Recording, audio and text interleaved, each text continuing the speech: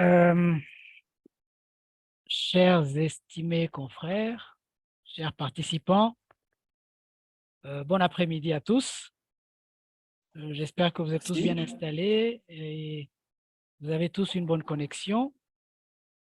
Merci d'avoir mis un intérêt à participer à ce webinaire que je pense une première dans l'ILS, un webinaire en français, dont le sujet sera axé sur une communication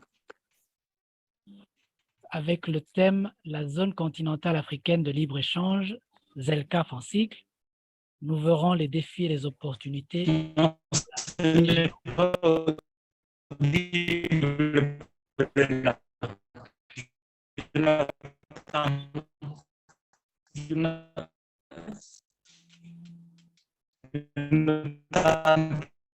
Il y a un problème là. Euh, je pense que le host devrait couper les micros des participants pour que ça n'y ait C'est pas beaucoup coupé, c'est d'interférences. déjà coupé. D'accord, merci Brenna. Donc, je disais merci d'avoir porté intérêt à la participation de ce webinaire qui va être axé sur les ZELCAF.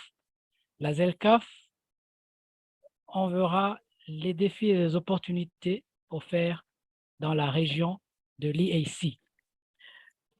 Sans plus tarder, déjà, je me présente.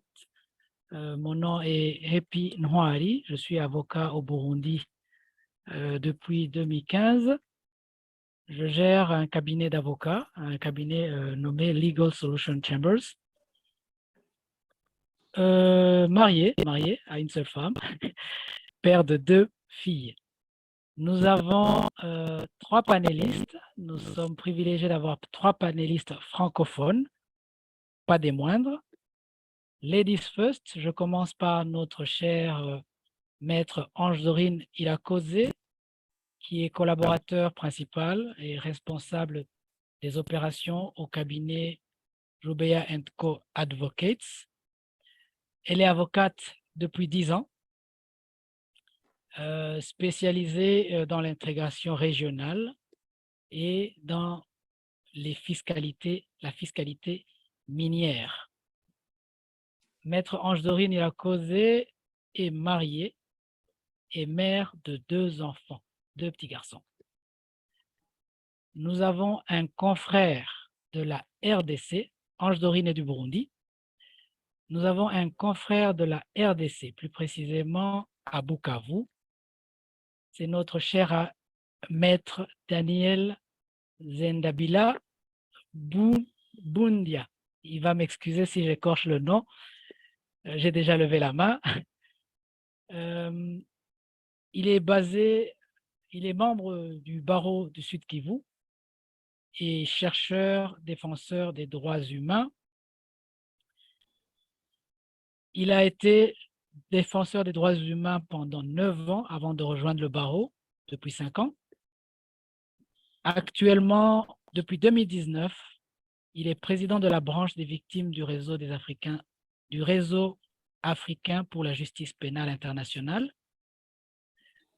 Il est membre du collectif international pour la CPI, la Cour pénale internationale, secrétaire régional Afrique de ce qu'il appelle RIAVI, Réseau international pour l'accompagnement des victimes des atrocités. Maître Daniel est marié, il a 2 filles. Nous avons notre 3e panéliste, last but not least. Il est associé, fondateur du cabinet BNM Co Advocates, un cabinet composé de plus de 10 avocats, lui-même ayant une expertise de plus de 10 ans au barreau, membre de l'Association des jeunes avocats Burundi Young Lawyers au Burundi, spécialisé dans le droit des contrats, impôts et taxes, propriété intellectuelle, passation des marchés en général, droit du travail et de la sécurité sociale. Maître Rodrigue est fertile, il est père de 4 enfants, filles et garçons, successivement. Je ne pourrais pas ne pas mentionner et remercier la plateforme offerte par ILS. ILS qui est notre réseau de la communauté est-africaine qui nous offre cette opportunité pour les francophones. East African Law Society, nous avons à bord, à part l'équipe technique, nous avons la Communication Officer, Brenna Ishimwe, originaire du Rwanda, mais basée à Arusha, à qui nous disons merci. Pour cette session de communication, nous allons la scinder en 3 et nos chers panélistes se sont donné l'objectif de nous transmettre l'essentiel, à savoir sur déjà le ZELCAF, mais connaître le ZELCAF ne suffit pas. Pour quel intérêt nous, avocats de l'East African Community, pourquoi la connaître? Y a-t-il des opportunités? Y a-t-il des défis au niveau Afrique, au niveau de la communauté, au niveau aussi des avocats francophones, pourquoi pas? Donc, nous procéderons ainsi. J'y vais avec la méthodologie. Nous commencerons par un bref aperçu, une historique. Maître Rodrigue Majambele va nous brosser un tableau sommaire, l'état des lieux, un cadre normatif pour comprendre ce qu'est le ZELCAF. Ensuite, Maître Dorine nous parlera des opportunités. S'il y en a, on aimerait bien les connaître. Et enfin, Maître Daniel nous parlera des défis. S'il y en a aussi, et s'il n'y en a pas, tant mieux. Mais l'idée étant de susciter un intérêt à chacun de nous, à chacun de tous les participants, qui allons enrichir les débats avec une séance de questions-réponses ou d'échanges carrément d'enrichissement de la thématique. Le gros étant de susciter l'intérêt et de s'intéresser à ce nouveau concept, à ce nouveau cadre qui est la zone continentale africaine de libre-échange ZELCAF. Sans plus tarder, je vais donner la place aux panélistes, à commencer par Maître Rodrigue Majambele, qui est invité à faire cette présentation. Nous clôturons effectivement après les questions-réponses, après les échanges, avec quelques communications de l'ILS, mais ça sera par après. Donc, Maître Rodrigue, si tu permets, tu as, disons, 10 minutes, si ce n'est pas trop, ou même 15, mais pas plus. À toi la parole. Merci, Maître Epi. Je vois que même le slide vient d'être partagé. Comme le disait tantôt Maître Epi Noiri, je suis Maître Rodrigue Majambele.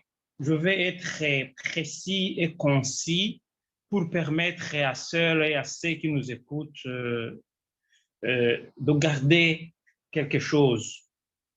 D'entrée de jeu, la ZELCAF est un accord de libre-échange. Pour que cette zone ait lieu, il faut qu'il y ait un accord de libre-échange.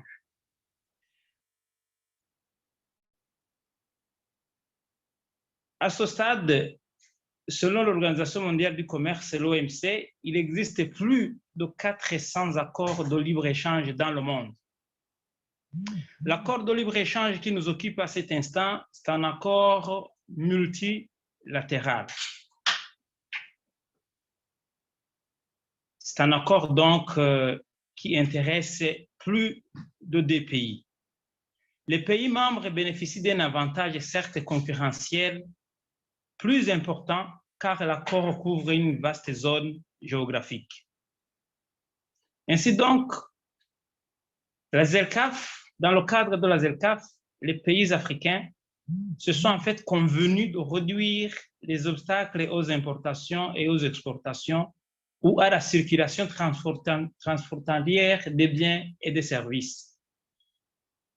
La ZLECAf vise donc à réduire les barrières aussi bien tarifaires que non tarifaires. Qui dit tarifaire, c'est-à-dire la liste des marchandises et des tarifs qui leur sont associés.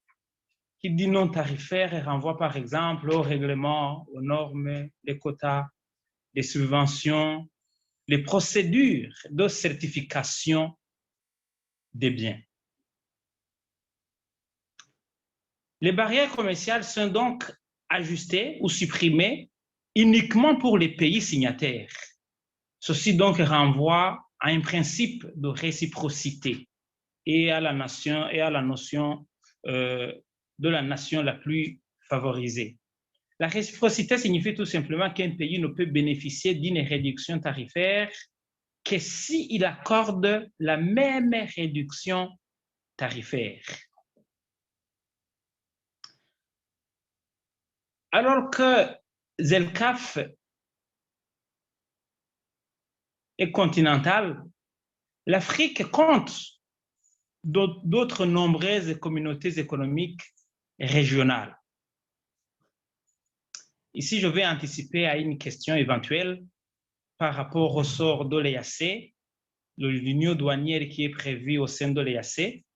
En 2019, il existait 15 accords d'intégration régionale dont les membres de différents pays se chevauchaient. Je suis toujours sur le premier slide de Hepi. Le traité d'Abuja de 1991 stipule que toutes les communautés économiques régionales doivent devenir des unions douanières, mais cela ne s'est pas encore produit. En réalité, seules 4 communautés économiques régionales, la SACU, l'UEMOA, le CEMAC et l'East African Community ont des unions douanières. En résumé, ZLECAf envisage une union douanière continentale, ce qui signifie qu'elle maintiendra à l'avenir toutes les unions douanières existantes et prévues. Je passe au deuxième slide. Monsieur Epi, tu peux projeter le deuxième slide juste pour montrer les étapes qu'on a déjà franchies. Alors, très rapidement et de manière historique, nous avons retenu les quelques dates clés. En janvier 2012, il y a l'adoption par l'Union africaine du plan d'action pour stimuler le commerce inter-africain et une feuille de route pour l'assistance de la ZLECAf. Et cette adoption a eu lieu à Addis Abeba. En 2018, à Kigali, 44 pays déjà signent l'accord sur la ZLECAf, dont le Burundi, à Kigali. Bon, avant 2018, il y a eu 2015, juin 2015, il y a eu la décision et la déclaration sur le lancement de la ZLECAf à Johannesburg, en Afrique du Sud. En juillet 2019, il y a eu à Niamey un sommet de lancement de la ZLECAf. En juillet 2020, c'est une date mémorable. Alors là, c'est l'entrée en vigueur de la ZLECAf. Néanmoins, ça a été reporté au 1er janvier 2021 suite au Covid-19. En août 2020, il y a eu une inauguration du secrétariat général de la ZLECAf et ce secrétariat est basé au Ghana, précisément à Accra. Pour ce qui concerne le Burundi, il y a eu des échanges, des négociations depuis janvier 2021, lesquels échanges et négociations ont abouti en juin 2021 à la ratification de l'accord par le Burundi.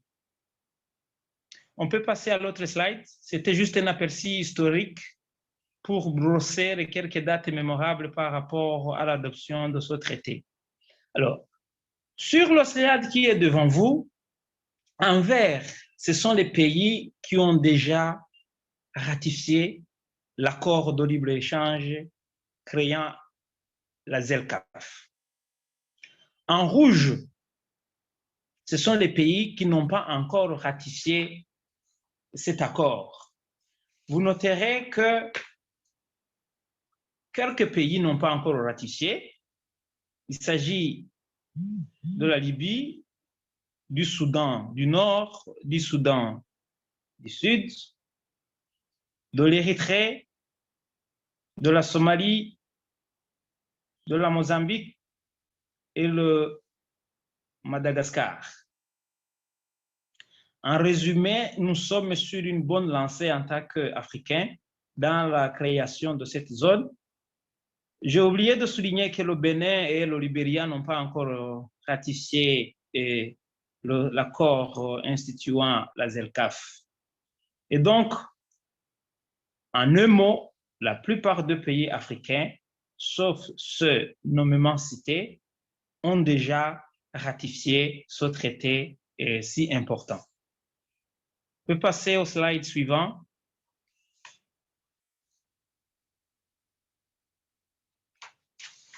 Après avoir souligné le statut des ratifications, maintenant parlons du statut des négociations. Pour ce qui est du commerce et des marchandises, pour ce qui est du commerce et des services, pour ce qui est des investissements, de droits de propriété intellectuelle, la politique de concurrence, le commerce numérique, les femmes et jeunes dans le commerce. Pour ce qui est du commerce des biens, des marchandises, 43 pays ont déjà soumis les offres tarifaires sur les marchandises, représentant donc 78% des États membres de l'Union africaine, avec des soumissions consolidées de 4 unions douanières que nous avons déjà citées, qui existent déjà au sein des régions. 28 des 43 offres des États membres sur les marchandises pour la libéralisation tarifaire ont atteint le seuil de 90% des lignes tarifaires à libéraliser complètement. 87% des lignes tarifaires ont fait l'objet d'un accord. S'agissant du commerce et des services, il existe 5 secteurs prioritaires à libéraliser. Services financiers, le transport, télécommunications, technologies de l'information, services professionnels et tourisme. 46 pays africains ont soumis leurs offres de services. La CEMAC, la CAR et la CEDEAO ont présenté des offres de services consolidées, ce qui est déjà une bonne chose. S'agissant de l'investissement, des droits de propriété intellectuelle, politique de concurrence, commerce numérique, femmes et jeunes dans le commerce, des comités techniques ont été créés par les ministres et leurs mandats ont été approuvés pour les questions de politique et de concurrence, de droits de propriété intellectuelle et d'investissement. Des protocoles, à l'heure où nous parlons, ont été adoptés par le sommet en février de cette année, à Addis, en Éthiopie. Les protocoles relatifs au commerce numérique et au commerce des femmes et des jeunes sont au stade de finalisation. Il s'était fixé un délai limite du 31 juin 2023. Bon, je dois souligner qu'à ce stade, je n'ai pas pu vérifier si ils ont pu mettre en application cela.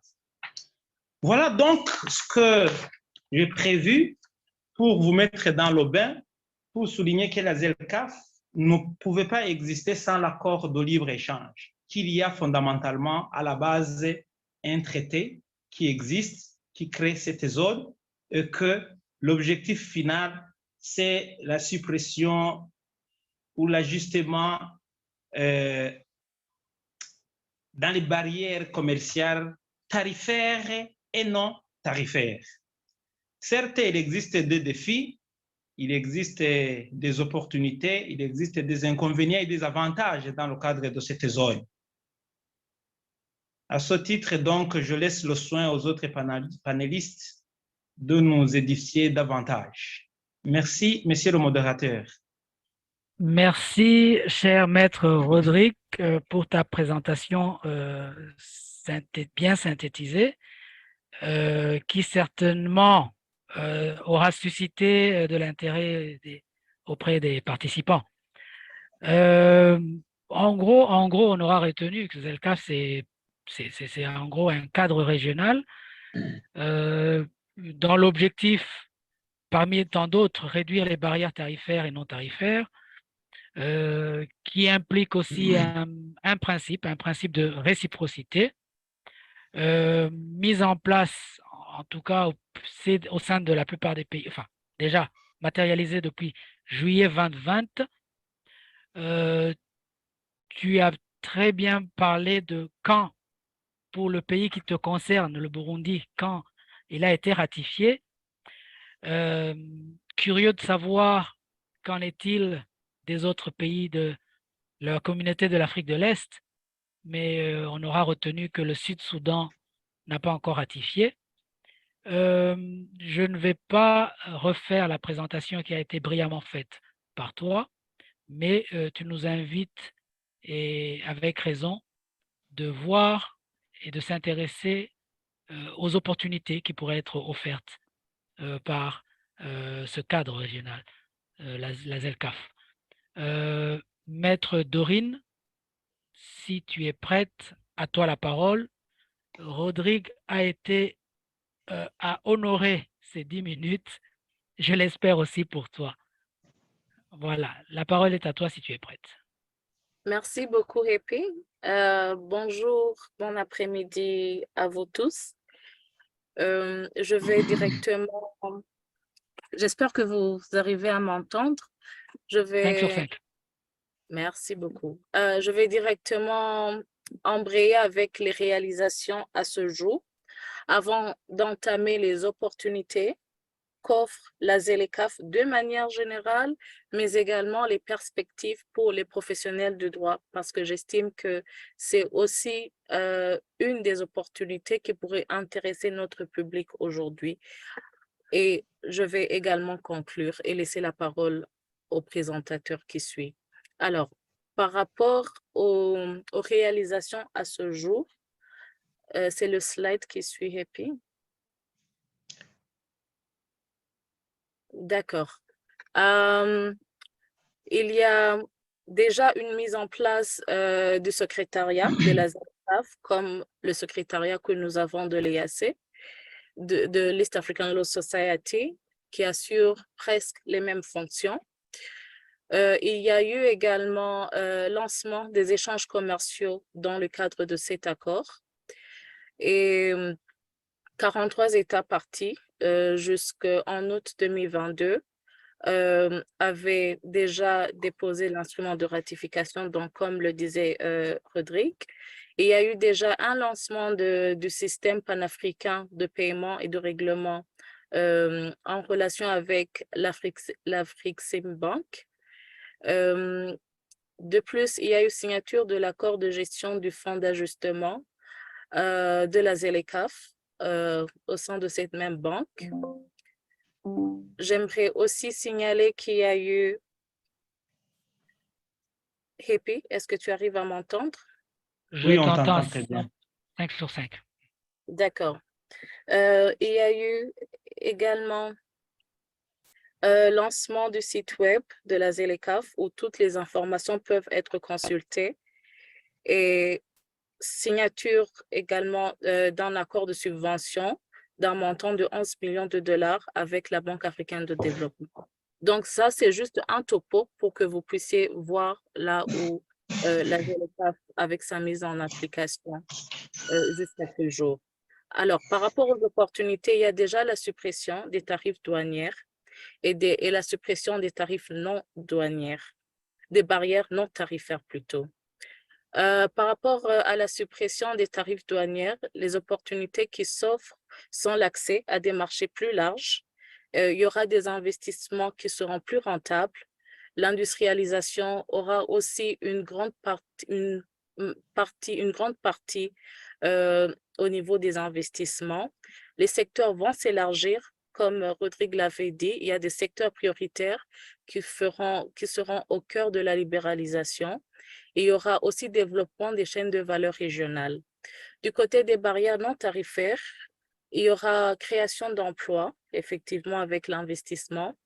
Les politiques commerciales seront plus cohérentes et harmonisées et éventuellement une sécurité alimentaire sera mise en place. En rapport avec les opportunités, c'est brièvement ce que je pourrais dire. Alors, pour les professionnels de droit, les règlements des litiges seront une opportunité d'affaires ou de travail. L'interprétation des textes relatifs à cet accord, les réformes réglementaires et surtout conseils en matière de coopération, la rédaction, mais également la réforme législative.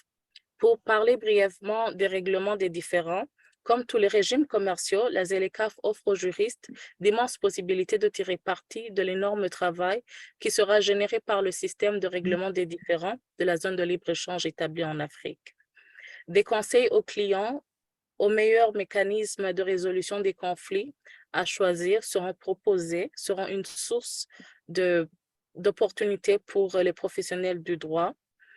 Et aussi, au niveau de l'interprétation des textes et des conventions opérationnelles de l'accord, qui est un domaine de service clé qui sera créé et nécessaire pour la mise en œuvre réussie et efficace de la ZLECAf. En tant que professionnels compétents dans ce domaine, les juristes peuvent conseiller les secteurs publics et privés, les clients et les autres parties intéressées à comprendre la nature et la portée de l'accord.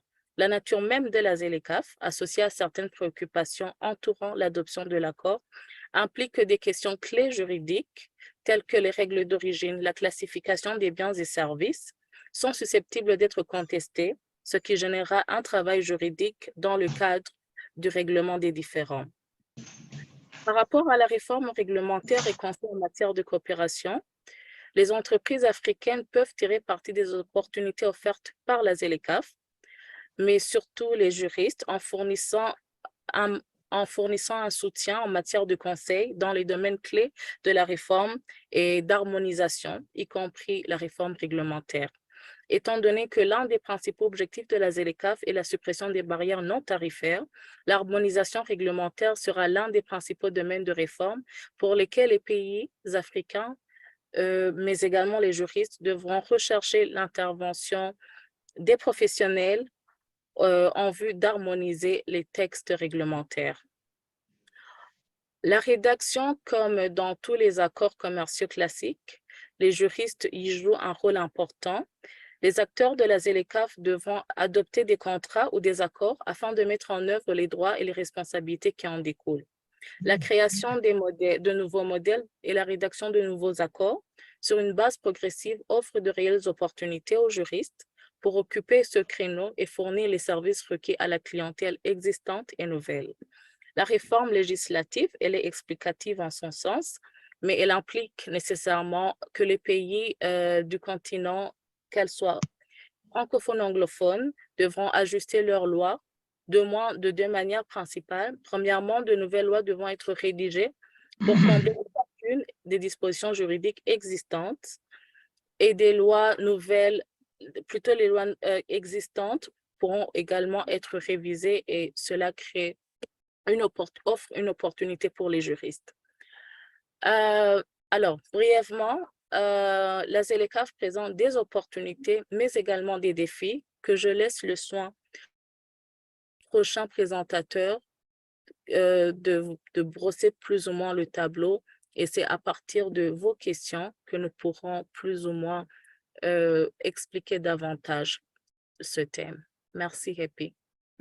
Merci, chère maître Dorine, pour la brillante présentation également, qui nous donne l'eau à la bouche et nous donne aussi envie de prendre la balle au bond avec ce nouveau cadre qui s'appelle la ZLECAf. Juste après, maître Rodrigue qui nous confirmait que le cadre légal est là, qu'il suffit que nos pays ratifient et ils s'y sont mis. Les États s'y sont mis pour ratifier et s'y ont intéressés. Maître Dorine, tu nous rappelles qu'il y a même un site web qui est déjà en place pour se documenter davantage, qu'il y a même un système de paiement, je n'ai plus très bien retenu de laquelle banque, Afrimbank, en collaboration avec la Banque africaine d'import-export. Ça, peut-être que tu vas nous en parler davantage. Avec, cette fois-ci, plus concrètement, des avantages pour nous autres juristes africains de la communauté de l'Afrique de l'Est, et plus précisément, en ce qui est des règlements des différends, l'interprétation des textes, les réponses en conseil en matière de coopération, les rédactions des différents accords commerciaux. Certainement, comme tu le dis, il peut y avoir des défis. Déjà, moi qui ai la parole, je me disais, avec nos différents systèmes judiciaires, le système juridique dans toute l'Afrique, certains sont dans le common law, d'autres le droit romano-germanique, il y a maintenant l'OHADA, il y a tout ça. Est-ce qu'il y aura moyen qu'on se positionne? Est-ce qu'il n'y aurait pas des défis? Mais là aussi, je n'embraye pas sur la présentation de Maître Daniel, ce sont juste mes interrogations. Si je n'y trouve pas réponse, ça reviendra après. Alors, Maître Daniel, si tu es prêt, nous t'écoutons avec les défis pour lesquels, qui ne vont pas nous bloquer, mais pour lesquels on doit se préparer pour se positionner. Maître Daniel, la parole est à toi.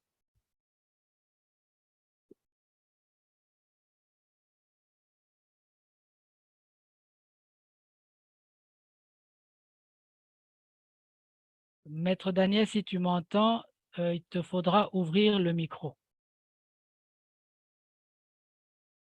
Je ne l'avais pas encore ouvert. Je disais Voilà. merci, chers confrères. Voilà. Je disais merci, chers confrères, pour la parole que vous m'avez accordée et surtout de m'avoir associé à ces débats combien passionnants. Ce n'est pas aisé de parler après deux grands juristes. Je parle ici des confrères, je crois, Madjambéré et de Maître Dorine, qui ont si brillamment fait leur travail. De prime abord, je vais commencer par présenter mes excuses parce que je ne serai pas présenté par PowerPoint comme les autres l'ont fait, tout simplement parce que les sujets que je suis appelé à développer aujourd'hui ne m'a été octroyé hier. Alors, je n'avais vraiment pas le temps nécessaire, matériel nécessaire pour y parvenir. Mais qu'à cela ne tienne, nous avons quand même pu relever quelques défis que l'implémentation de la zone continentale africaine de libre-échange appelle. Et déjà, comme vous l'avez su bien dit dans la note qui présente cette activité, il est très bien établi que cette zone, la ZLECAf, est assise sur les zones de libre-échange et aussi les communautés économiques régionales. Et pour cela, le premier défi de la ZLECAf est celle de la consolidation de ces communautés économiques de libre-échange, la consolidation de ces communautés douanières, comme l'a si bien dit les premiers panélistes.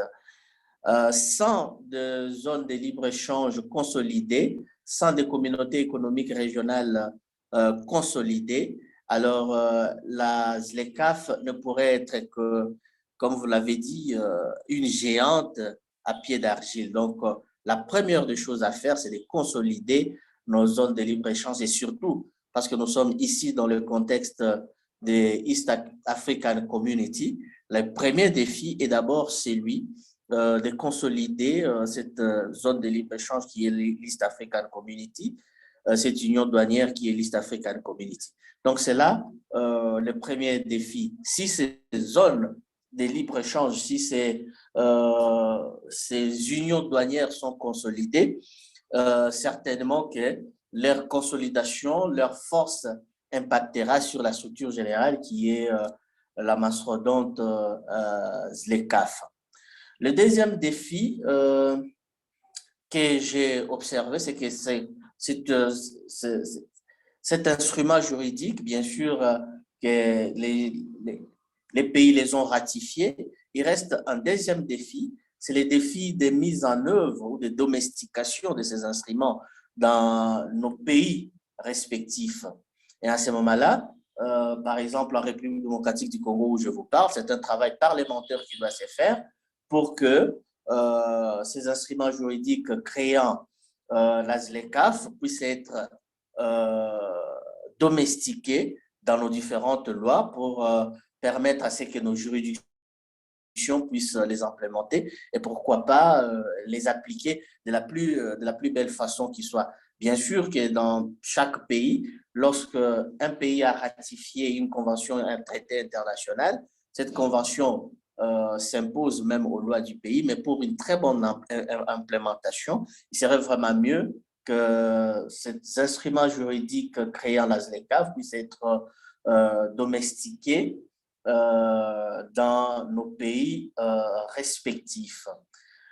Le troisième défi que j'ai pu déceler, c'est le défi de la sensibilisation. Heureusement que vous avez commencé aujourd'hui par nous juristes, à travers les premières brillantes interventions de mes confrères. Je crois que beaucoup de gens ici ont déjà été édifiés sur la création. Ils ont été édifiés sur les opportunités pour nous, les juristes, et même pour les autres hommes d'affaires qu'apporte cette zone de libre-échange. Alors, le plus grand défi, c'est que nous ne puissions pas rester avec toute cette matière que nous avons et que nous puissions aller, comment je vais dire, les vulgariser pour que toute la communauté, pas seulement nous les juristes, nous puissions nous approprier les opportunités qu'apporte la ZLECAf. Et pour cela, nous devons vraiment faire un travail dans nos communautés respectives pour que toutes les catégories, je vais dire, socio-professionnelles puissent s'approprier les opportunités dont venait de parler Maître Dorine dans sa précédente intervention. Mais pour que nous puissions aller sensibiliser, pour que nous puissions aller vulgariser, il y a un autre défi qui est devant nous. C'est nous, les juristes, nous devons nous approprier ces instruments juridiques. Nous devons les connaître, nous devons les maîtriser. Heureusement qu'on on a parlé des sites web qui a été créé. J'espère que avocats, que nous sommes praticiens de droit que nous sommes, pour même parvenir à avoir des opportunités d'emploi que créent ces zones de libre-échange, nous avons un défi à relever. Ce défi, c'est celui de nous approprier ces instruments juridiques, de les connaître, de les maîtriser, de les confronter même aux différentes lois. Et ce n'est qu'en ce moment-là que nous serons également à mesure de sensibiliser ou de vulgariser tous les acquis ou toutes les opportunités qu'induit la zone des libres-échanges. Il y a un autre défi que j'ai pu relever, c'est le défi de l'assainissement des climats des affaires. Et ça concerne les États. Et nous, juristes, nous avons un travail de plaidoyer pour que nous puissions pousser les dirigeants de nos pays à encore plus assainir le climat des affaires dans nos pays respectifs. Et dans l'assainissement du climat des affaires, il se présente également un autre défi, c'est le défi de l'insécurité juridique et de l'insécurité judiciaire. Ces insécurités sont des choses qui peuvent être des freins à ce libre-échange. Un pays où il y a des tracasseries judiciaires, où la loi n'est pas très bien appliquée, où les gens sont harcelés, c'est un pays qui repousse de soi et qui crée des barrières. Alors pour cela, nous comme juristes et nous comme des personnes qui voulons vraiment tirer profit de cette zone de libre-échange, nous devons travailler à fond pour que nous puissions lutter contre l'insécurité juridique et l'insécurité judiciaire. Au-delà de cette insécurité, il y a encore d'autres défis. Nous sommes ici en République démocratique du Congo. Il y a des zones qui ne peuvent pas bénéficier de ces libres échanges, de cette union douanière, tout simplement parce que les rebelles pullulent, parce que les mouvements terroristes pullulent, parce qu'il y a la guerre, il y a des temps entiers, par exemple, ici chez moi, en République démocratique du Congo, des territoires qui sont d'ailleurs des greniers qui pullulent, qui foisonnent d'affaires, mais qui ne savent pas tirer leur épingle du jeu, tout simplement parce qu'il y a des bruits de bottes. Et les bruits de bottes, c'est les plus grands d'ennemis, les plus grands ennemis des investissements. Alors, ça aussi, c'est un défi. Dans les zones, dans cette zone de libre-échange que nous sommes en train de créer par la ZLECAf, il est vraiment important et crucial que nous puissions lutter contre ces bruits de bottes et que les défis de pacification des territoires puissent passer par là. Mais également, il y a un autre défi, c'est le défi de la corruption. Nous devons vraiment travailler et sensibiliser dans nos pays respectifs pour lutter contre la corruption. Il y a également un autre défi que j'ai relevé, c'est le défi de la compétitivité. Hein? La compétitivité, c'est bien beau que, je veux dire, un investisseur puisse venir d'Abuja pour s'installer, par exemple, je vais parler de l'exemple de Burundi, de s'installer, moi, je ne sais pas moi, au Rwanda, à Kamembe, à côté de chez moi ici, mais il ne doit pas venir là-bas pour prendre la richesse. Donc, les investisseurs autochtones de ces pays doivent être compétitifs pour être à mesure, eux aussi, de prendre, de tirer leur épingle du jeu de cette zone de libre-échange. C'est pourquoi, vraiment, nos États, et je ne sais pas à quel niveau, mais nous devons travailler pour rendre les entreprises locales, les entrepreneurs de chez nous, les entreprises de chez nous, plus compétitives, sans quoi la loi du marché va les avaler et ça ne sera pas vraiment une bonne chose. Donc, tous les pays, nous par exemple, ici à l'East African Community, nous devons vraiment faire des entreprises compétitives, à défaut de quoi les entreprises qui pourront venir de la CEDEAO ne vont faire de nous qu'une bouchée, ne vont que nous avaler. Enfin, c'est là où même le confrère Happy a commencé, c'est les défis liés aux différentes législations, à l'harmonisation de ces différentes règles. Et c'est avec raison qu'il a dit, nous, ici en République démocratique du Congo, nous sommes déjà dans les droits des affaires de l'espace OHADA. C'est la loi OHADA que nous sommes en train d'appliquer. Et au moment venu, hein, lorsque nous allons réellement implémenter la ZLECAf va venir avec de lois ou avec des normes qui peuvent être soit contradictoires ou en disharmonie avec les lois que nous appliquons déjà.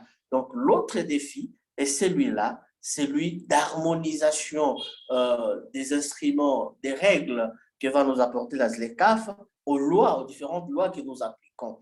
D'ailleurs, ça, c'est un autre défi également, même ici à l'interne, au sein de l'East African Community. Il y a des pays qui sont sous Commonwealth, comme il l'a dit.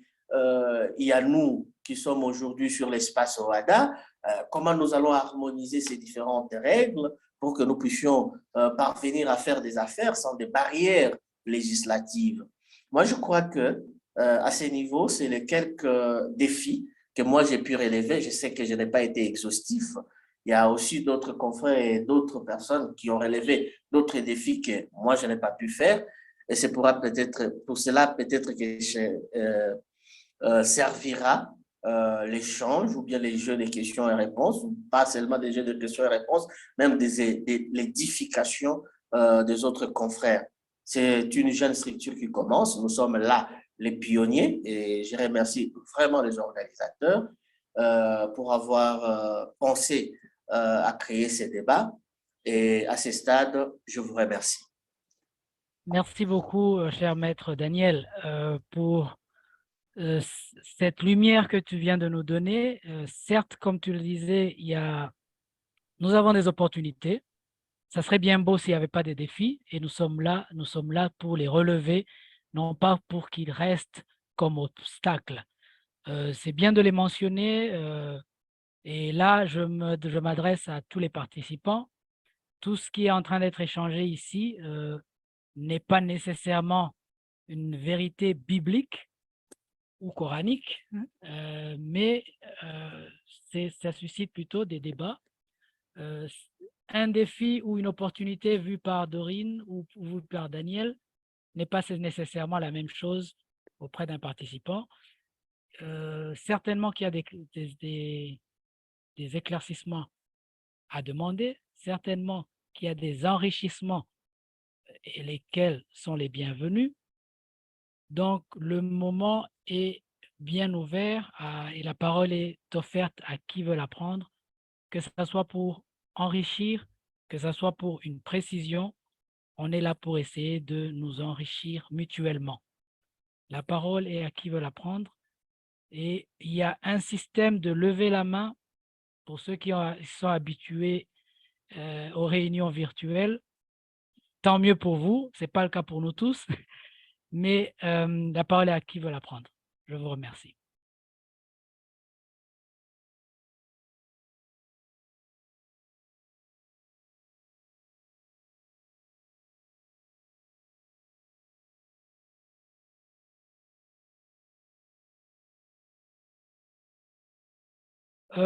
Apparemment, il n'y a pas encore de main levée, mais par contre, quelqu'un avait posé une question via le chat.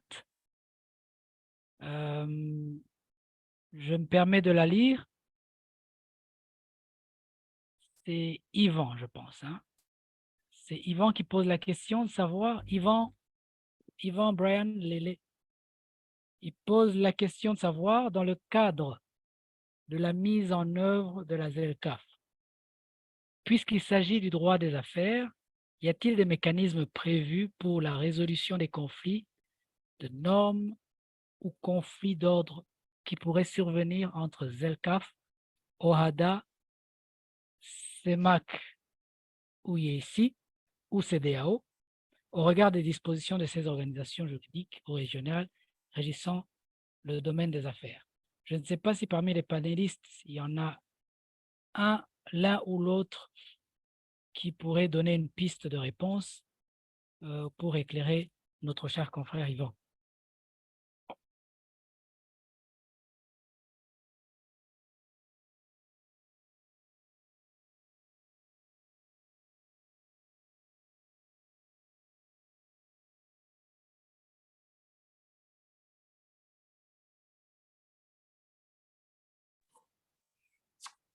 Vous pouvez répondre la question, cher Epi? Oui, nous avons un confrère qui posait la question de savoir si, dans le cadre de la mise en œuvre ZLCAF, étant donné qu'il s'agit du droit des affaires, du droit commercial, y a-t-il des mécanismes prévus pour la résolution des conflits de normes? Des conflits de normes qui pourraient survenir entre ZLCAF et OHADA, CEMAC, EAC ou CEDEAO, au regard des dispositions de ces organisations juridiques. Je pense que c'est un peu dans le sens de l'harmonisation, enfin, les défis que tu as relevés, Maître Daniel.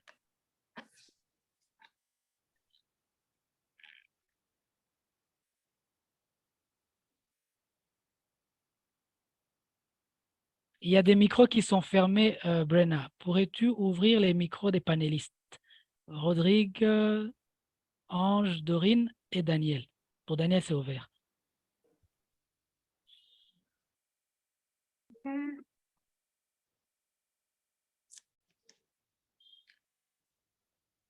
Bon, je pourrais intervenir sur la question parce que c'est l'un des défis. Je crois que lui aussi a relevé ces défis-là d'harmonisation. Vous me suivez? Oui, vas-y. Le confrère a relevé ces défis d'harmonisation et j'ai chuté par cette observation-là. Mais ce que je dis, c'est que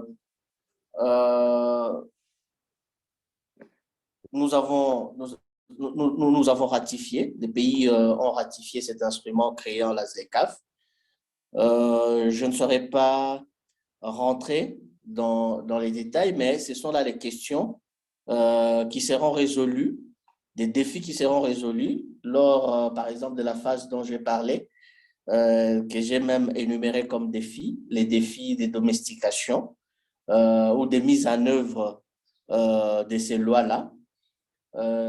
Et je pense que c'est dans le contexte, dans le cadre de mise en œuvre ou de domestication d'un instrument créant la ZLECAf, que les législatures de chaque pays pourront se pencher à ce genre de questions et les harmoniser pour les biens des affaires.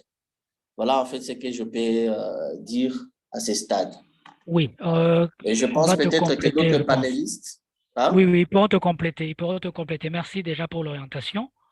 Alors, j'aimerais demander à la régie d'ouvrir certains micros. Donc, il y a des participants qui n'arrivent pas à cliquer sur lever la main, mais qui demandent le micro. Je vois Benina et je vois Isaac. Issa. Est-ce que vous pouvez faire participer, enfin, ouvrir le micro de l'un d'eux pour qu'il pose la question? Isaac Issa. J'arrive pas à trouver, mais Isaac Issa. Isaac Issa, il y a Benina, il y a Onésime aussi.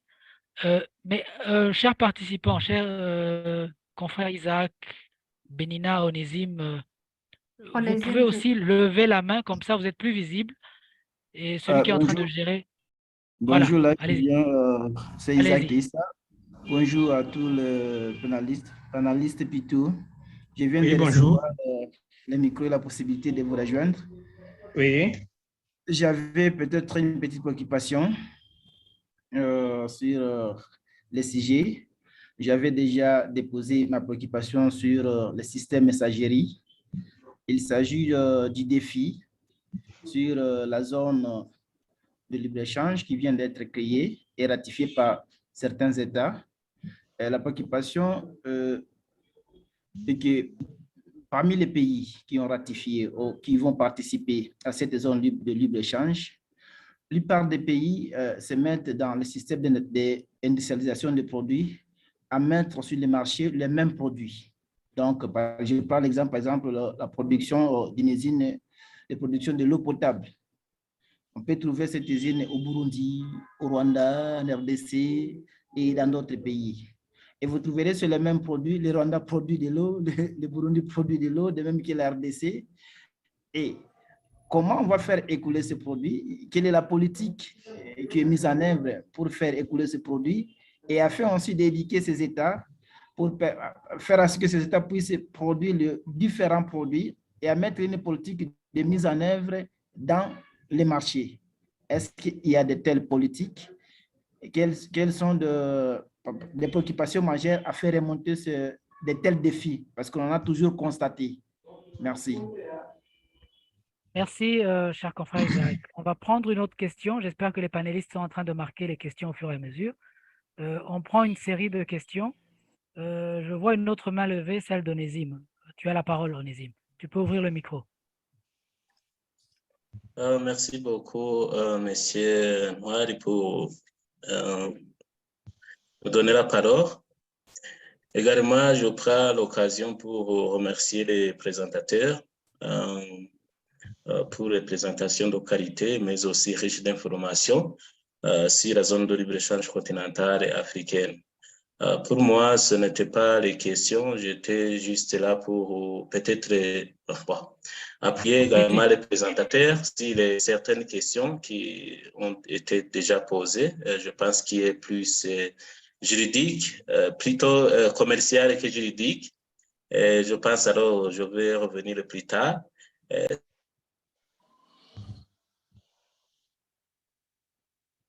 Je travaille au ministère du Commerce, du Transport, de l'Industrie et du Tourisme au Burundi.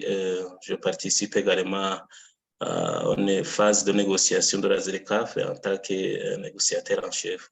Alors, je pense que peut-être il y aura des questions là où vous aurez besoin peut-être de quelques informations supplémentaires. Sinon, je vous remercie beaucoup. Merci beaucoup pour ta disponibilité, cher Onésime. Tu es une Merci. ressource déjà connue à l'ILS. Merci beaucoup. Alors, il y a des participants. Il y a une autre main. Il y a des participants qui disent qu'ils ont levé la main, mais je n'arrive pas à les voir.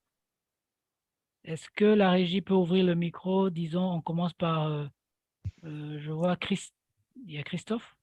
Christophe, oui, il y en a. Oui. Allez-y.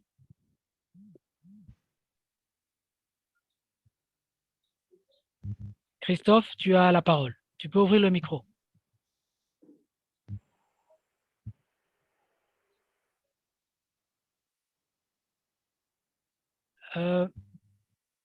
Je pense que Christophe a un souci ou bien il ne nous entend pas, mais il devrait ouvrir le micro. Christophe Yahadi. Sinon, est-ce qu'on peut ouvrir le micro de Benina? Parce qu'elle avait posé aussi une question.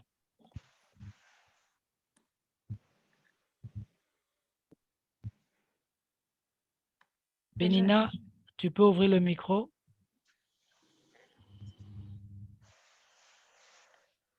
Allô? Oui. Oui. Ah, ok, merci. Merci pour la parole m'accordée. Les autres questions avaient déjà été abordées par les autres participants. Je pense que je vais m'atteler sur la question que j'ai mis sur le chat. C'est que qu'est-ce que la ZLECAf a prévu concernant l'adoption de la langue pour les affaires? Vu que chaque pays en est des pays francophones, lusophones ainsi que anglophones. Je ne sais pas, est-ce que la ZLECAf a prévu une langue concernant les affaires ou bien on pourra s'exprimer dans toutes les langues? Merci. Je pense que la question est assez concise et elle est notée. Est-ce que Christophe a pu ouvrir son micro? Christophe, tu as une main levée.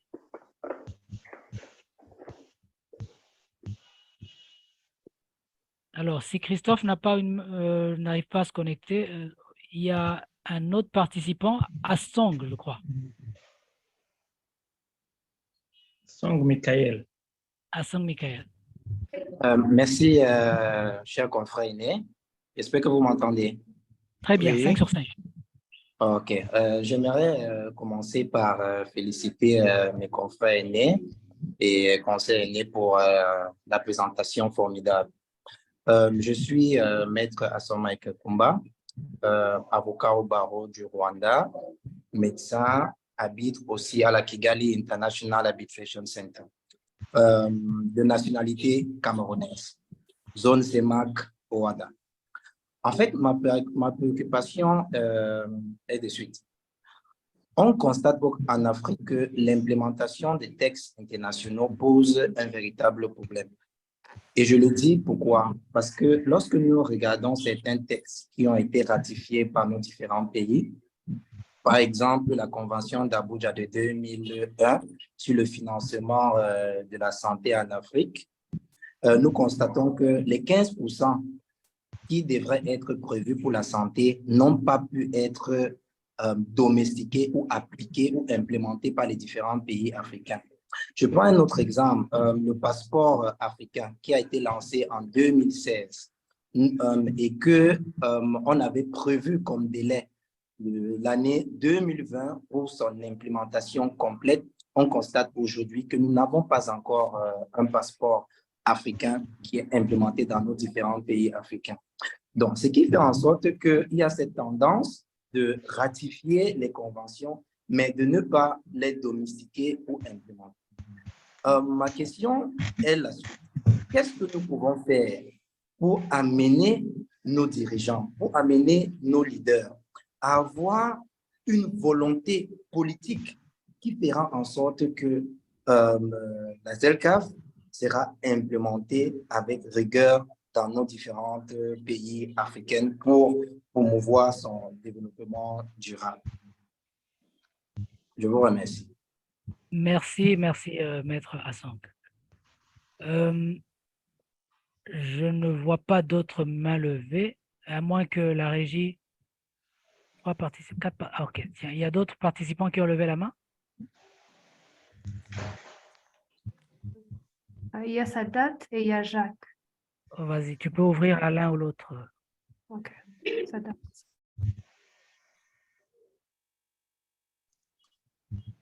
Ok. Bonjour, chers panélistes. Et je tiens à vous remercier déjà pour l'initiative. Voilà, ma préoccupation est la suivante. Au regard des conflits régionaux, de la crise migratoire et du vent de xénophobie qui balaie l'Afrique septentrionale ces derniers temps, du fait de la maltraitance des hommes de la peau noire, ce vaste projet des ZLECAf, qui à mon sens est révolutionnaire, ces obstacles ne constituent-ils pas des plombs à l'aile de ce vaste projet-là? Et puis, la seconde question... Si tu permets, Sadat, désolé de te couper. Pourrais-tu reprendre la première question? Voilà, je voulais savoir, n'est-ce pas, si... Plus clairement, tu oses un peu la voix aussi. Ok. Je voulais savoir si les conflits sous-régionaux, les crises migratoires et les vents de xénophobie qui balaient l'Afrique de temps à autre ne constituent pas des obstacles ou des freins à ce projet révolutionnaire que constitue la ZLECAf. Ok. Est-ce que ma question a été comprise? Oui. Voilà. Et je vais me permettre de poser une seconde question. Oui. Voilà, j'ai essayé, à mon sens, de préparer un peu la conférence, je peux l'appeler ainsi. Mais de toutes les recherches que j'ai eu à faire, j'ai trouvé beaucoup plus d'auteurs, pas africains, qui ont écrit sur cette ZLECAf-là. Je précise bien si je m'abuse, peut-être que je n'ai pas pu trouver assez. Je n'ai trouvé que des auteurs étrangers. Je voulais savoir si la question n'est pas assez... Si ça ne crée pas une sorte de circonspection, à mon sens. Parce que si on constate que je précise bien, c'est des recherches que j'ai faites, et si je n'ai pas pu trouver assez, qu'on m'en excuse. Les auteurs sont étrangers, contrairement, parce que la question en fait concerne les Africains, ça nous concerne nous. Et que ce soit les auteurs étrangers qui écrivent dessus, c'est un peu... Pardon, s'il vous plaît? Allez-y, continuez. Voilà, j'ai dit, n'est-ce pas, ça crée un peu de la circonspection. Voilà mes deux préoccupations. Merci. Merci, Sadat. Je vous en prie. Jacques, je pense qu'il y a Jacques qui a levé la main. Bonjour. Bonjour, maître. Merci, maître Jacques Sandja, Jacques Olinga. Je suis avocat au barreau du Haut-Katanga à Lubumbashi. Alors, j'interviens pour, peut-être ça sera une préoccupation à la fin, mais c'est particulièrement deux observations au vu de ce que je suis de la part des panélistes. Déjà, je remercie les trois panélistes qui ont été succincts et clairs.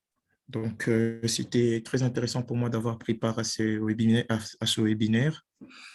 Alors, déjà, j'ai entendu l'un des panélistes parler de la situation telle qu'elle se présente. On a fait des statistiques sur les États qui ont ratifié, notamment, qui ont adhéré à la ZLECAf.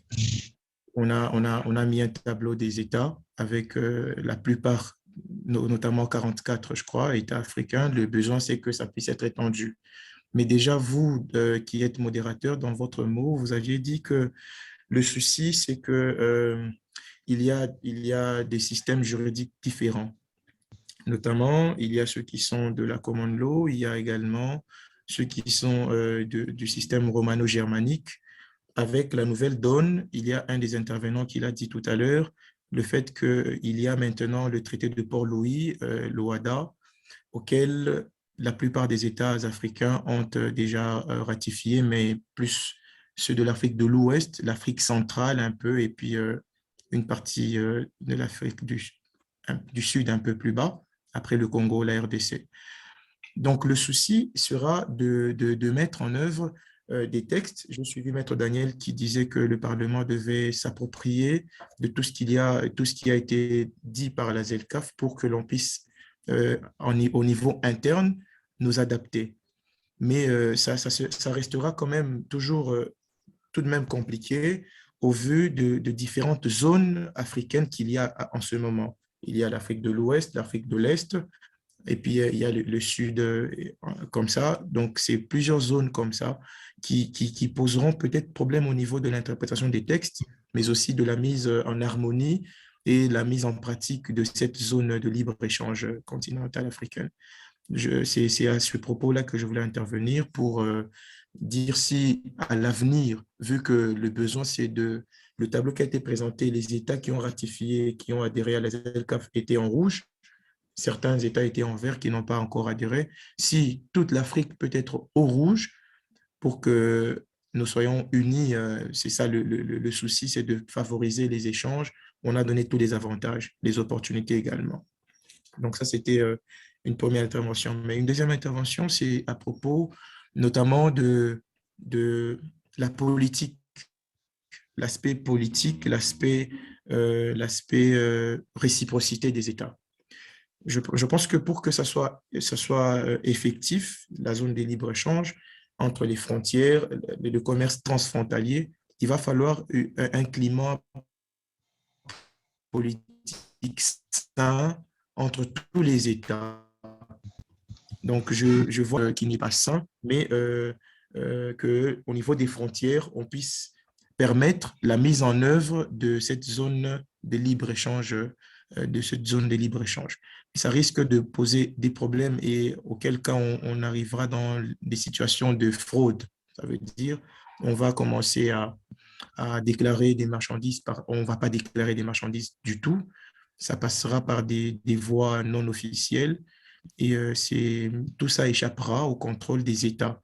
Or, c'est important que cette zone de libre-échange puisse être respectée, mais que tous les avantages soient pour les États. Ça favorisera le développement de l'Afrique en général, de tous les États. Voilà un peu mes interventions, mais c'est un sujet très intéressant, il faut dire, que je découvre et je crois que le temps y aura pour approfondir et nous resterons connectés pour les prochains webinaires s'il y a. Merci pour l'attention. Merci, cher maître Jacques. Alors, si vous le permettez, on a déjà cinq questions.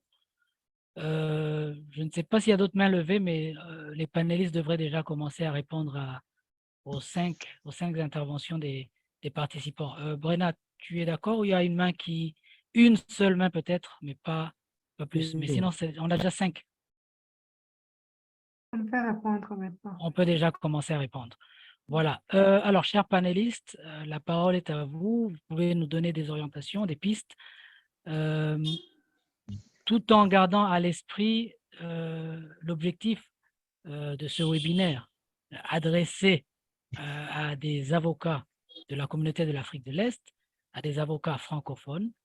L'idée étant de comprendre les avantages que nous offre la ZLECAf, comprendre les opportunités que nous offre la ZLECAf, bien sûr guider ou influencer sur certaines politiques de mise en œuvre et contourner les obstacles qui peuvent être là. Donc, la plupart des questions, en tout cas, c'est pour des précisions et tout en remerciant aussi Monsieur Onésime, concitoyen, qui est prêt aussi à nous épauler pour des éclaircissements.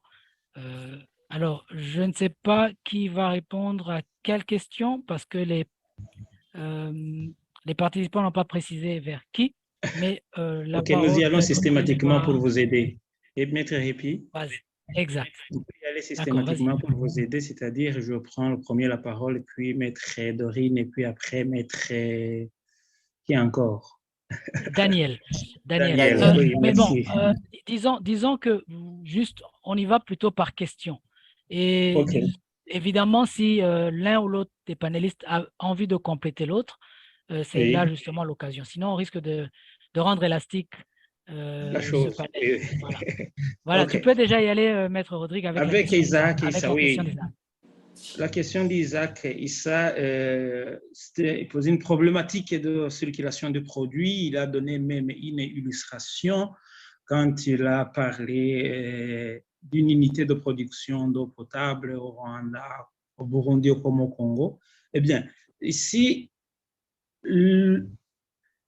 l'objectif final de cette zone de libre-échange, c'est de réduire les obstacles qui existent actuellement par rapport aux importations et aux exportations et de permettre la circulation donc transfrontalière des biens et des services. Dans l'hypothèse d'une zone, à l'absence d'une union douanière quelconque, chaque État donc a sa propre législation. Autrement dit, pour importer ou exporter dans un État A, les règles sont différentes dans un État B et ainsi de suite. Alors, pour éviter tous ces obstacles qui, en définitive, font que l'activité économique ne circule pas très bien au sein des pays africains, d'où alors il y a eu la ZELCAF. Donc, monsieur Isaac Issa, il ne sera pas question de circulation des unités de production qui produisent la même chose et qu'il va y avoir des problèmes de circulation. Non, c'est dans le contexte actuel tel que c'est, mais dans une union avec les mêmes règles en matière d'importation et d'exportation, et en matière également de la circulation transfrontalière des biens et des services. Voilà ma petite contribution. Je n'ai pas la prétention d'avoir épuisé sa question, mais humblement, je crois que c'est là ma petite contribution. Je vous remercie. Merci, Maître Rodrigue. Je ne sais pas si Daniel voudrait te compléter. Il a son micro ouvert. Oui, je Sinon, on embraye crois, avec... oui, le confrère a tout dit. Vas-y. C'est pour faciliter la circulation des biens. Cela ne tue pas les règles de chaque pays, comme il vient de bien le souligner. Mais moi, j'aimerais rebondir sur la préoccupation du confrère Michael, du confrère Sadat. Hassan Michael. Oui. Vas-y. Oui. En reprenant Alors, d'abord la question et en embrayant sur la réponse.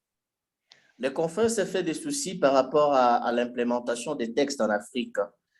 Il a évoqué à titre illustratif des textes qui ont été adoptés, je crois, à Abuja sur la santé.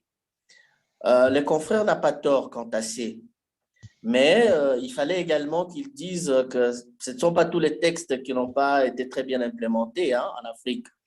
En Afrique, par exemple, nous avons ratifié des textes sur la Cour pénale internationale et je suis persuadé que les dirigeants ou certains pays se sont acquittés, ont respecté les statuts des Roms auxquels ils se sont soumis. Là, il est en train de parler des zones OHADA. Et lui et moi, il m'a dit qu'il vit au Rwanda, mais il est ressortissant du Cameroun. Il sait que dans toutes nos juridictions et dans toutes nos pratiques des affaires ici, que ce soit en République démocratique du Congo, que ce soit à Abidjan, que ce soit au Sénégal, nous sommes soumis au texte, à la législation de Port-Louis, comme l'a bien dit le confrère Olenga. Voilà qu'il y a des textes aussi que nous ratifions. Il y a des textes, beaucoup de textes en Afrique qui sont ratifiés et qui sont réellement implémentés. Mais lorsque les textes tardent à être implémentés, c'est là où nous devons jouer un rôle. Et les rôles que nous devons jouer, c'est les rôles des plaidoyers. Nous devons nous organiser, nous devons faire des plaidoyers et nous devons appeler les dirigeants, nos législateurs à se conformer aux textes qu'ils ont eux-mêmes et librement ratifiés. Donc, à ce niveau-là, confrère Michael, je crois, Song, nous avons tous une responsabilité, celle de mener des plaidoyers, et surtout que nous venons là de recevoir cet autre nouvel outil. Ça ne va pas s'implémenter seul si nous ne sensibilisons pas, si nous ne faisons pas des plaidoyers, ça pourra également souffrir de non-implémentation, comme vous l'avez dit. Alors, les confrères Sadat Hugues a parlé des situations, des propos de haine, des mouvements migratoires et des conflits sous-régionaux. Hein, je suis revenu là-dessus, mais nous, ici, comme avocats, des propos de haine, par exemple, nous avons le devoir de les dénoncer et peut-être de nous assurer que les auteurs de ce genre de propos ne puissent pas rester impunis. Des questions de conflits armés, ça je l'ai dit, les dirigeants, ils ont beau ratifier cette zone de libre-échange, mais si ils ne parviennent pas à taire le bruit des bottes, comme je l'ai dit encore dans les défis, nous aurons du mal à parvenir à l'effectivité de cette zone d'échange. Il a également parlé des auteurs étrangers qui sont beaucoup plus appropriés. Cette question de la ZLECAf que les auteurs africains. Bien sûr, c'est un défi. Et comme l'a dit, nous tous, nous sommes très contents d'avoir participé à ces échanges. Voilà, nous devons vulgariser cette question, ces sujets passionnants, que ce soit dans nos universités, que les jeunes déjà puissent s'approprier de cette question, que ce soit dans leurs travaux de fin d'études ou quoi.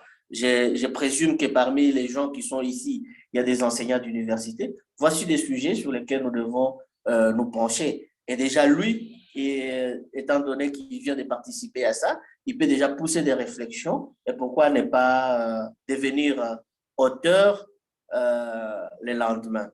Quant au confrère Jacques Olenga, il est revenu sur les mêmes défis, sur les mêmes craintes que nous avons eues.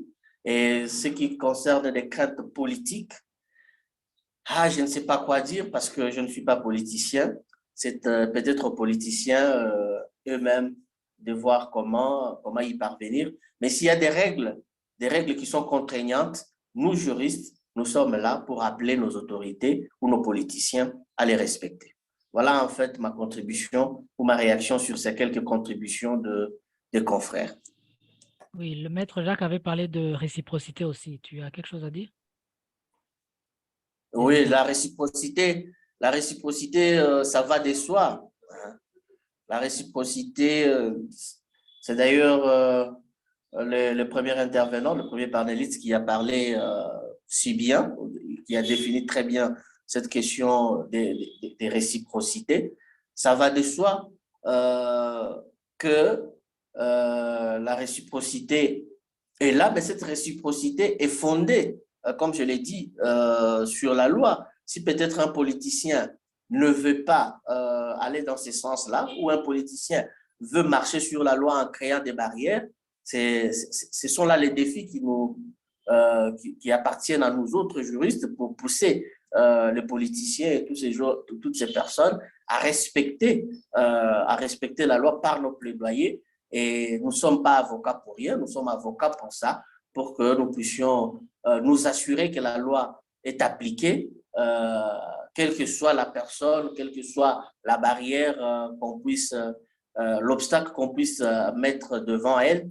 C'est notre travail de nous assurer que la loi est appliquée. Donc, si nous avons déjà une zone de libre-échange, si nous avons déjà des lois, c'est pour nous soustraire aux aléas des humeurs des uns et des autres.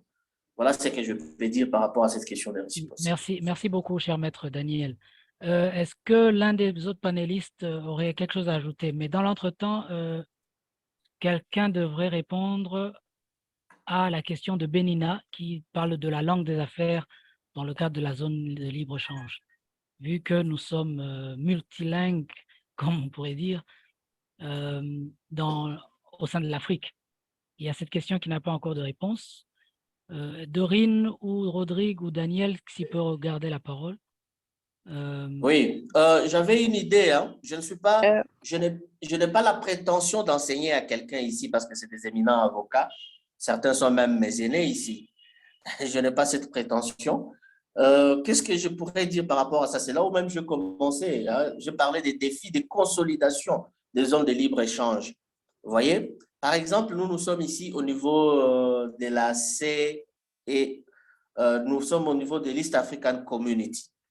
La consolidation de l'East African Community passe aussi, par exemple, par une langue qui doit être les vecteurs dans les affaires ici au niveau de l'East African Community. Nous pouvons par exemple parler de la langue Swahili. Vous me suivez? Vous me suivez? Allô?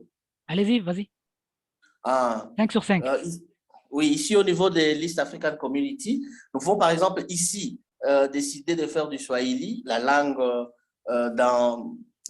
vecteur dans les affaires ici. Et à ce niveau-là, nous aurons pris un pan des pays qui aura adopté une langue des affaires, nous disons par exemple les Swahili. Du côté CEDEAO, ils peuvent se dire, nous ici, nous faisons de l'anglais. Et du côté, par exemple, du Maghreb, ils font de l'arabe, hein, la langue des affaires. En ce moment-là, déjà, nous aurions sélectionné 3 langues qui pourront être des langues à utiliser concernant les affaires dans la zone ZLECAf. C'est par exemple le cas devant la Cour pénale internationale où tout s'est fait en anglais, en français et en espagnol. Déjà, si les unions douanières se consolident, s'harmonisent et que dans ces unions douanières, il y a déjà des langues qui se détachent, une langue par exemple qui se détache, on pourra au niveau national ou au niveau africain déjà sélectionner trois langues et dans un projet aussi grand, réunissant un pan aussi important des territoires, déjà sélectionner 3 langues, ce serait une avancée vers l'harmonisation linguistique, comme l'a bien voulu souligner le confrère Bélina. Voilà en fait ma petite idée par rapport à ça. Je n'ai pas la prétention d'avoir tout vidé. Merci en tout cas pour ta réflexion. J'avais cru comprendre que Dorine voulait dire un mot. Oui, Happy, je voulais juste tranquilliser les participants par rapport soit à la langue, soit aux autres aspects qui peuvent constituer des barrières, que déjà la négociation au sein de la ZLECAf se fait en bloc. Donc, le Burundi ne se lève pas et va négocier en tant que Burundi. La négociation se fait à travers la communauté de l'Afrique de l'Est et ainsi de suite. Donc, pour dire que déjà, au sein des communautés économiques régionales, les acquis, les projets de développement, les avancées déjà établies restent. Et je pense que, à titre d'exemple, au niveau de l'EAC, au début, on avait un souci de langue, mais le souci a été plus ou moins fixé progressivement. Et j'ose espérer aussi qu'au niveau de la ZLECAf, comme la négociation se fait en bloc, les préoccupations sont plus ou moins les mêmes pour toutes les communautés économiques et la ZLECAf va juste renforcer le niveau de développement déjà acquis puisque la ZLECAf vient comme pilier des communautés économiques régionales. Comme je le disais, il y a la préservation des acquis. Déjà au niveau d'autres communautés, certaines langues ont été privilégiées. Donc, ce privilège va continuer et va renforcer la cohésion au sein de la ZLECAf. Et par rapport aux autres questions, je pense que les autres panélistes ont pu plus ou moins donner des informations. Et surtout, j'aimerais inviter le public qui nous suit à se spécialiser, comme la question qui était en rapport avec pourquoi les Européens s'expriment davantage sur la ZLECAf plutôt que les Africains. En partie, c'est par manque de spécialisation des Africains qui veulent bien prendre en main cet accord, se spécialiser et servir d'experts pour mieux orienter soit le secteur public, mais également le secteur privé. Donc, saisissons cette opportunité en tant que professionnels de droit, spécialisons-nous et pour mieux nous positionner sur ce marché qui est très nouveau. Merci. Merci beaucoup, chère maître Dorine. J'aimerais qu'on prenne une autre série de questions parce que la première série a été épuisée. Je commencerai déjà par 2 questions qui ont été envoyées par le chat. Maître Christophe qui demande: peut-on parler d'une circulation transfrontalière des biens et services sans une implication humaine? Sinon, quel est le sort réservé à la circulation des personnes dans la nomenclature juridique de la ZLECAf? Ça, c'est la première question. Une autre question, celle de Simone Jacqueline, qui dit: dans le cadre de l'harmonisation promoteur de la libre-échange, elle aimerait savoir quel procédé peut être utilisé pour faciliter cette harmonisation des systèmes juridiques. Je pense qu'une partie de la réponse avait été déjà donnée. Y a-t-il des mains levées, chère Brenna, pour qu'on passe à une autre série, mais on s'achemine vers la fin? Non. Adonis. Non. Ça date peut-être, s'il vous plaît. Sadat a levé la main. Sadat, si tu nous entends, tu peux ouvrir ton micro. Isaac aussi. Ça serait pour une deuxième question. Les deux.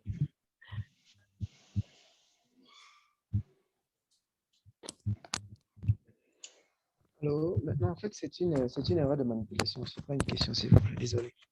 Ah, Sadat. Donc, tu renonces. D'accord. Isaac? Oui, je suis là. Oui, tu as levé la main? Une deuxième fois? Je lève la main. Tu peux aller avec ta question. Merci beaucoup pour la deuxième fois sur la question, chers confrères, les estimés confrères, membres participants à ce jour. Ma deuxième préoccupation est la suivante. Je voudrais savoir par rapport à ZLECAf, aux États membres, parce que ce sont des zones de libre-échange intercontinentales. Est-ce qu'il y a une politique qui est mise en œuvre à ce qui concerne la politique monétaire? Parce que ça serait pour moi, je ne comprends pas, pour moi, s'il n'y a pas une politique monétaire entre les États membres qui ont ratifié ces traités-là, et que cette zone de libre-échange sera mise en œuvre ou sera effective. Pourquoi? Parce que je me demande, lorsqu'il n'y a pas une seule monnaie qui est mise en mouvement ou qui est mise en jeu pour permettre cette zone de libre-échange, ça serait vraiment un blocage ou un défi à relever. Est-ce qu'il y en a vraiment des mécanismes en place, créés ou conçus par la ZLECAf à ce qui concerne la politique monétaire sur les échanges économiques? Merci. Je pense que la question est notée. Merci, Maître Isaac. Benina, tu as une autre question?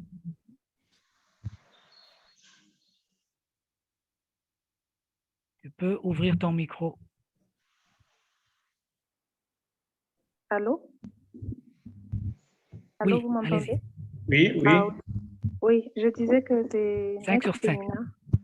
de la RDC au Katanga. Je n'ai pas été très convaincue par rapport à la réponse concernant ma question, ma préoccupation sur la langue. Quand vous parlez des échanges en bloc, ça veut dire que les échanges entre les pays se feront de manière collective ou bien c'est chaque pays qui va vers un autre et qui a besoin d'établir des échanges. L'autre préoccupation, je pense que c'est le confrère Isaac qui a eu à la poser concernant la monnaie. C'est celle que je voulais aussi poser comme deuxième question concernant la monnaie qui sera adoptée, comme cela se fait dans les pays européens, par exemple, qui ont eu à adopter l'euro pour ceux qui sont dans l'Union européenne. Et concernant le nôtre, qu'est-ce que la ZLECAf a prévu? Merci. Merci. La question est notée, chère consoeur. Victor a levé la main. Tu peux désactiver le micro. Bonjour. Je ne sais pas si vous m'entendez. Absolument. 5 sur 5. D'accord. Pour mon intervention, je voudrais juste dire deux choses. La première est de remercier déjà les ALS d'avoir organisé des sessions en français. C'est une première et j'espère que ça va continuer. Et merci aussi aux participants d'y avoir pris part. Pour ce qui est de ma question par rapport à la ZLECAf et beaucoup plus à son implantation, je me pose la question si réellement ou effectivement c'est une opportunité pour les pays africains, certains ou d'autres, à adhérer à cette ZLECAf. Je vais éclaircir ma question dans ce sens.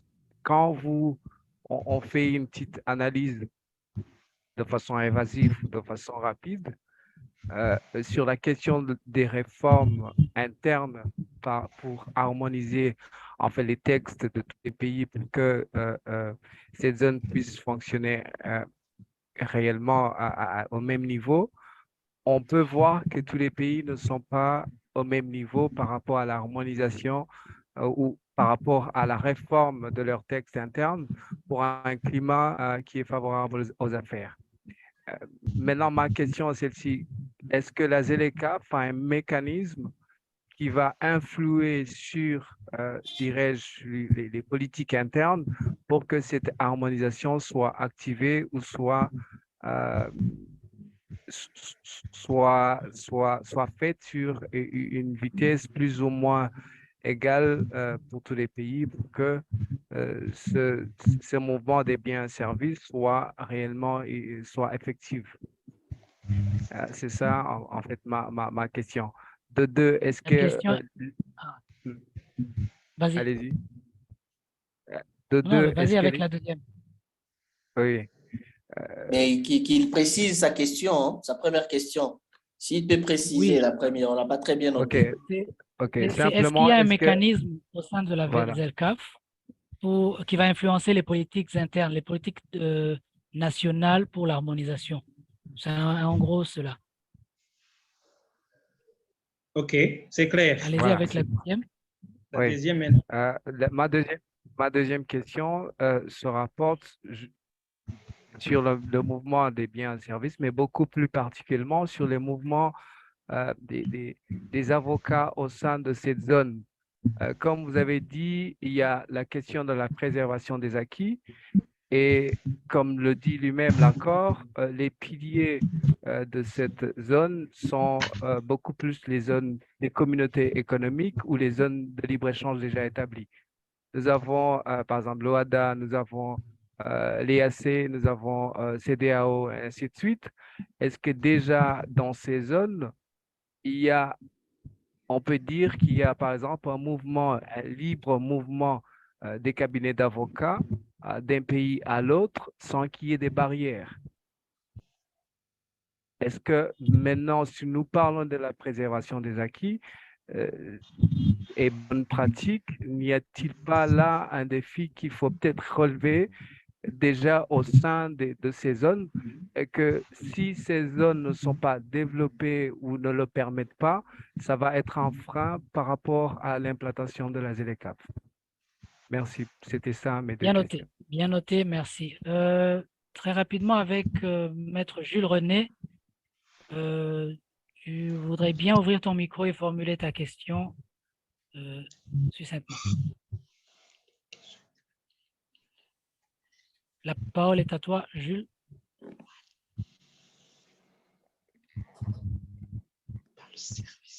Maître Jules René, voudrez-vous bien ouvrir votre micro? Vous entendez? Oui, c'est bon. Ok. C'est bon. D'accord. Merci, merci, avocat au barreau à la Rwandan Bar Association, d'origine camerounaise. Je voudrais, dans quelques jours, en Afrique du Sud, les BRICS ont lancé une monnaie unique. Je voudrais revenir et insister sur le dispositif qui est prévu au sein de la ZLECAf pour permettre qu'effectivement les pays qui ont souscrit commercent en une monnaie commune. Ou bien est-ce que cela ne finirait pas par être un autre gadget d'intégration qui ne servira pas véritablement aux pays africains? Si nous n'avons pas une monnaie commune qui nous permet d'échanger librement, est-ce que nos économies ou nos peuples tireront profit de cela? Ou c'est un autre gadget qu'on nous apporte, influencé par les Occidentaux, pour qu'ils pompent encore et les ressources et l'argent qui devraient développer l'Afrique? Ça, c'est une première préoccupation. La deuxième préoccupation, c'est lorsque nous regardons le tissu économique des pays africains, on se rend compte que la transformation des matières premières et tout, en majorité dominée par les nations étrangères à l'Afrique, par des mastodontes économiques étrangers à l'Afrique. Qu'est-ce que quelles sont les dispositions qui sont prises pour qu'il y ait une incitation à ce que les pays africains s'approprient du tissu économique pour que la ZLECAf soit bénéfique pour nos pays? Voilà mes deux préoccupations. Merci. Merci maître. Merci d'avoir été bref. Justement, nous sommes un peu à court de temps. J'aimerais inviter Monsieur Onésime Niukuri, s'il m'entend, qu'il veuille bien ouvrir son micro. Je vois qu'il a des propositions de réponse, des pistes de réponse pour lesquelles on va continuer à mûrir, parce qu'on ne pourra pas tout vider toutes les questions et les interrogations. Nous sommes tous des intellectuels. Merci. Merci beaucoup, Monsieur Noari. Juste pour également vraiment prendre reconnaissance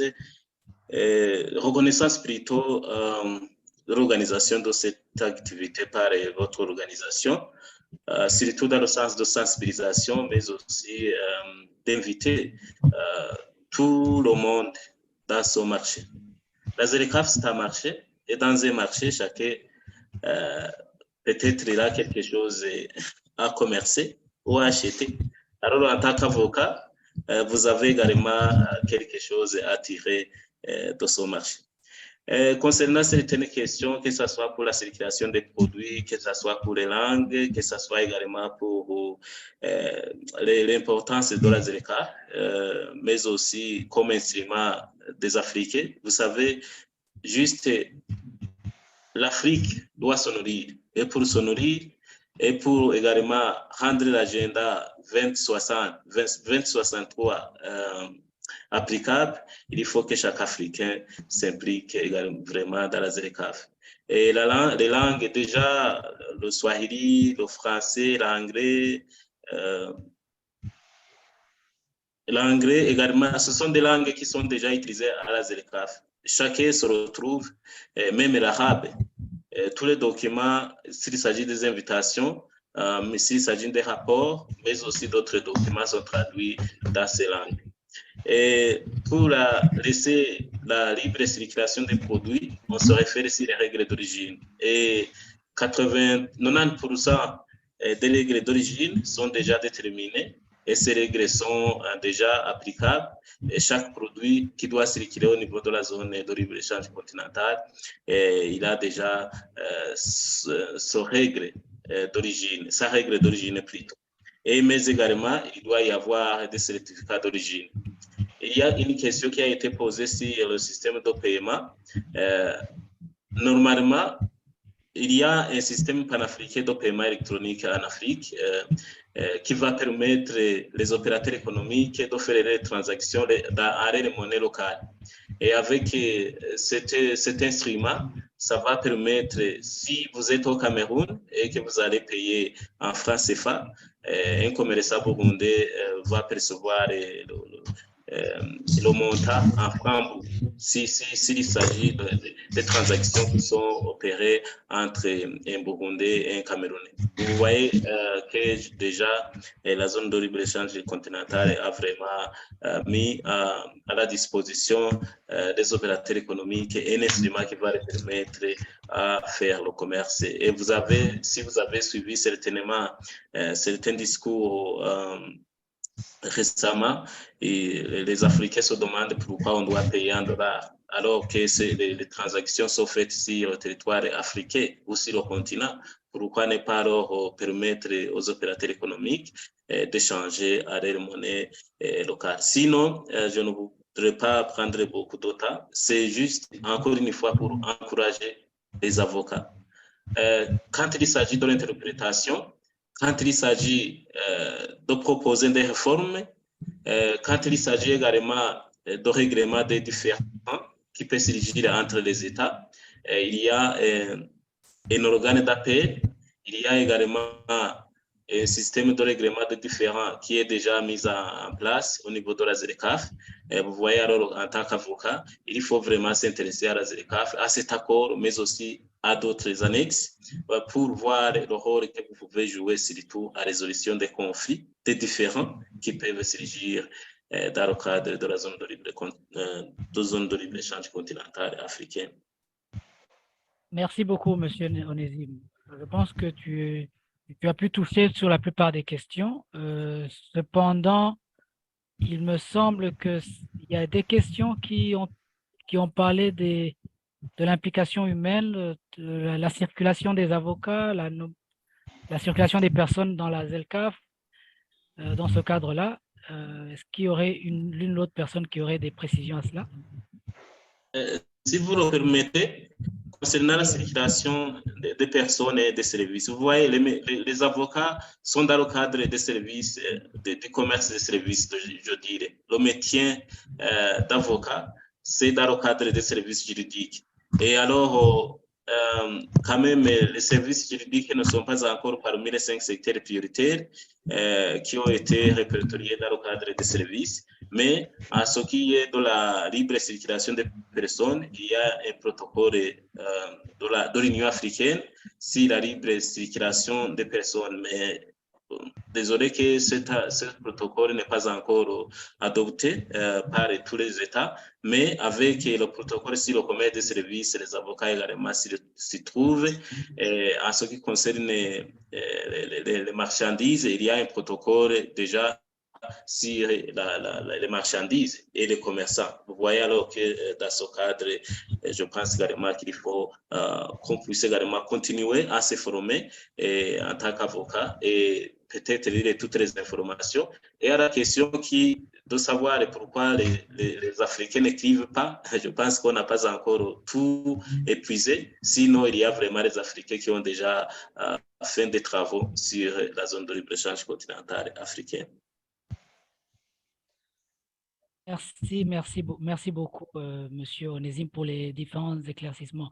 Alors, je pense, en regardant l'heure, vous voyez qu'il nous reste à peine 5 minutes avant la fin de ces travaux. Et pour ne pas justement réduire la saveur de tout ce qu'on a eu au courant de ces 2 dernières heures, nous allons nous en arrêter ici avec quelques communications. Mais bien sûr, en gardant à l'esprit qu'il y aura une autre session qui sera organisée par l'ILS. D'emblée, d'abord, avant de faire une synthèse de tout ce qui a été dit, je tiens à faire une communication qui nous est envoyée par l'ILS. En premier lieu, déjà, vous aurez remarqué en marge, il y a des liens qui ont été envoyés pour rejoindre des groupes WhatsApp pour le Burundi et pour le Rwanda principalement. Pour les Congolais, ça sera bientôt. Afin de rester en contact, c'est l'ILS qui nous invite à rester en contact pour profiter de ces différentes formations à l'interne, ce qu'ils appellent in-house council, plutôt les formations internes pour les francophones, à l'endroit des francophones. Ensuite, ils nous invitent à un in-house council. Ça sera une convention à Zanzibar du 27 au 28, comme vous le voyez sur l'affiche. Pour tout ce qui est des autres formalités, vous les connaîtrez parce que le lien d'inscription est ouvert désormais. Vous pouvez y participer. Plusieurs raisons d'y participer, comme vous le voyez sur l'affiche. Ne ratez pas cette occasion si le temps et les finances vous le permettent. L'East African Law Society nous informe aussi, nous autres avocats francophones, que chaque mois et chaque dernier jeudi du mois, il y aura un webinaire comme celui-ci ou sur d'autres sujets aussi que chacun d'entre nous peut suggérer.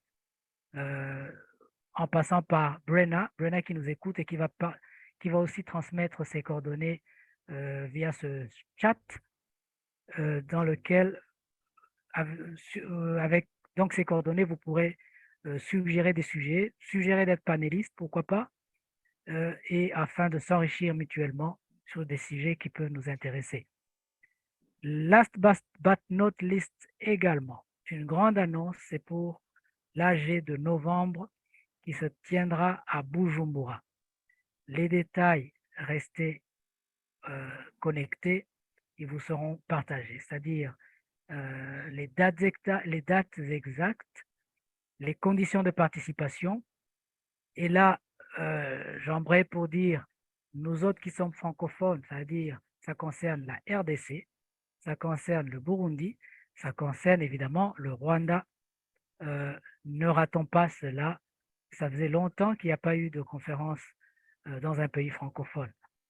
Je tire donc le drap de mon côté et vous m'aurez compris. Enfin, pour clôturer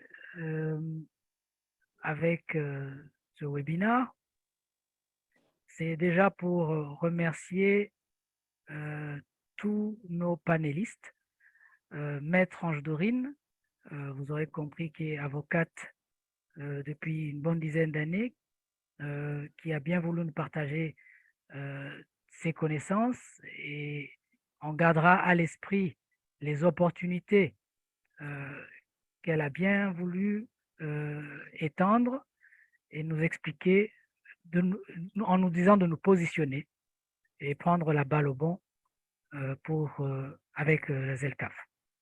Un grand merci à Maître Rodrigue Majambere qui nous a fait un cadeau de connaître en général ce qu'est la zone continentale africaine de libre-échange dans son contexte africain en général et son cadre légal, le cadre normatif. Un grand merci à notre cher confrère Daniel, qui nous vient de la RDC, qui a suscité, qui nous a parlé des défis pour lesquels nous devrons nous positionner, nous devrons nous préparer, des défis, bien sûr, que chacun d'entre nous pourra essayer de voir comment le contourner, le sachant à l'avance. Nous ne manquerons pas de contourner ces défis pour mieux faire cela. Merci donc à vous tous, chers panélistes. Merci à tous les participants. Et j'avais vérifié tout à l'heure, nous avons atteint 90. je me dis, ma foi, c'est un bon nombre. 90 participants avec des ressortissants de la RDC, du Rwanda, du Cameroun, si j'ai bien compris aussi, et des participants burundais. Merci à vous tous. Sans vous, les débats n'auront pas été rehaussés. Je n'aimerais pas monopoliser la parole, à moins que les organisateurs de l'ILS auraient une dernière communication à faire. Nous avons respecté le temps imparti. Je pense que nous pourrons clôturer la session d'aujourd'hui. Merci à tous. Merci. Merci beaucoup. Si tu peux ouvrir les Merci, micros. c'était un plaisir. À la prochaine. Si tu peux ouvrir tous les micros, peut-être s'il y a l'un ou l'autre pour un merci et un au revoir réel de chacun, ou même les vidéos aussi. Pourquoi pas. Merci, à bientôt et à la prochaine. Panélistes, merci aussi aux participants. Au revoir. Nous nous reverrons éventuellement dans d'autres sujets avec d'autres webinaires qui sont en cours de préparation. Merci. Merci beaucoup. Bonne journée. Tenons-nous au courant. Bye bye. Bye.